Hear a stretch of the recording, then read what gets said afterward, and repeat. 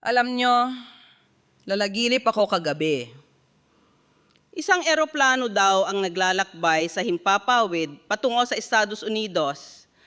Sakay ang ilang mahahalagang tao sa mundo ang biglang nag-crash.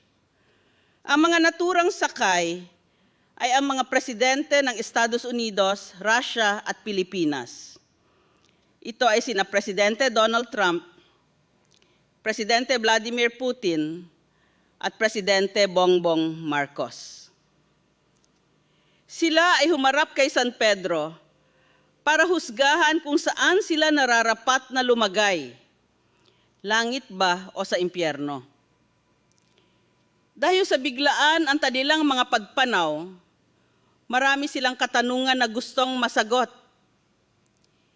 At dahil alam nila na nakikita ni San Pedro ang mga kadanapan at magaganap sa lahat ng bagay, naisipan nila magtanong. Unang nagtanong si Donald Trump. St. Peter, when will corruption in the U.S. government end? Mga 5 taon pa, Donald! Oh my God! Yun lang at napaiyak talaga si Donald Trump. Mabilis naman na sumunod na magtanong si Vladimir Putin. How about Russia, St. Peter?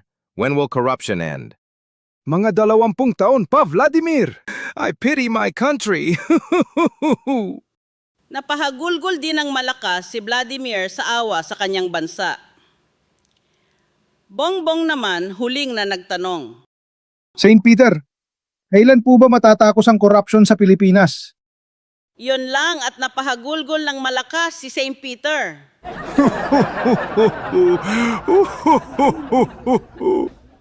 Sa original joke, nagtapos ito sa malakas na hagulgol ni St. Peter. Pero nagkaroon ng karugtong ito. Narito at tunghayan natin. Bakit po, St. Peter?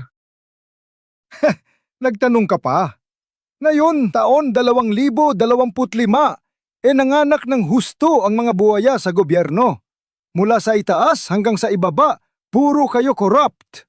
Buwis! Ay, naku. Sa halip na mabawasaan ang corruption, nadagdagan pa at lumaganak na ito sa buong kapuluan.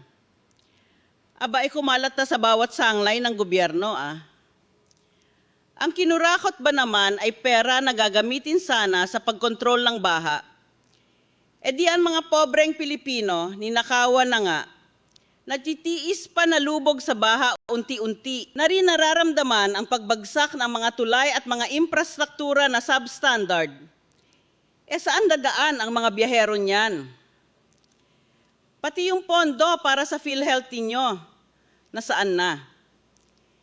Hindi lang makapagreklamo ang mga Pinoy dahil isa-isa lang naman talaga kung magkasakit ang mga tao.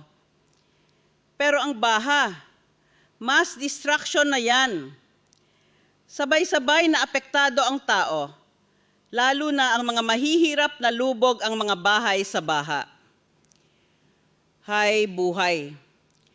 Pati akong nananahimik na, napapaiyak pa.